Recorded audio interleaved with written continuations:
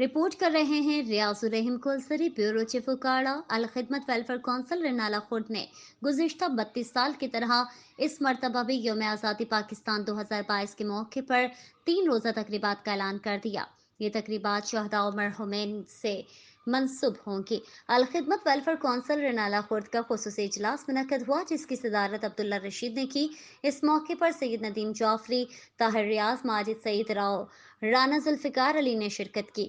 तफसीलात के मुताबिक 12 अगस्त को government boys higher secondary school Renala Khurd में इत्तेहाद फुटबॉल क्लब के ज़ेर एहतमाम फुटबॉल का फाइनल मैच, जबकि काउंटी क्रिकेट क्लब के ज़ेर एहतमाम क्रिकेट का फाइनल मैच, रस्साकशी का फाइनल, कराटे के फाइनल मुकाबला जात होंगे। 13 अगस्त को केयरब्रिज सेंटर, हसनैन आर्किड, पुलनवार शहीद कॉलोनी रेनाला खुद में किरत नात तकरीर, मिली नगमों के मुकाबला जात होंगे। 14 अगस्त को एहसान हाल DPS रेनाला खुर्द में सालाना तकरीब तकसीम अवार्ड होगी।